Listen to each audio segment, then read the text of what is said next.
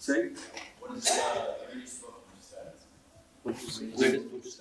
studied? The greatest book we've studied? I will answer for all of us up here, the Qur'an.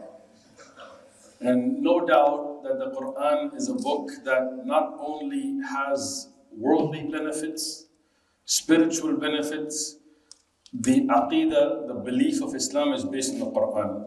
All fiqh, its asas, its base is the Qur'an. All good purification of the soul, it comes from the Qur'an. All authentic news of what's in the past is from the Qur'an. All authentic news of what will come is from the Qur'an. So the Qur'an, there is no book like it.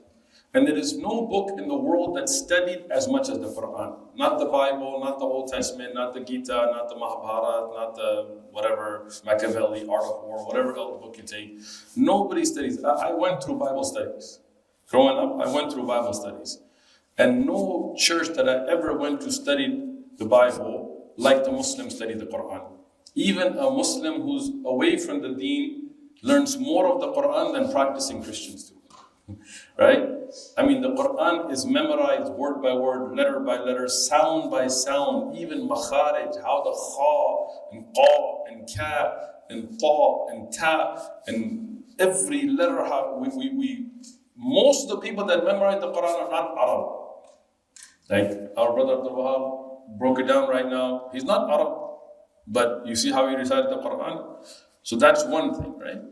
Every letter of the Qur'an is studied. When you sit with tafsir, ulama, they go over even like wow, is it a wow al-qasam? Is it a wow al-ma'iyya? Is it a wow ibda'iyya? Is it, what type of wow is it? What type of fa? What type of every letter, right? Atf, all of that is studied. And the amount that we derive from the Qur'an, nobody derives from any other book. I have every Bible commentary I can find, and the biggest one is one fat volume. I have books of tafsir that are 44 volumes. Right? Al-Tabari and Ibn Kathir and Al-Qurtabi and others, Arab of Qur'an. I mean, the Qur'an, there is no book like it.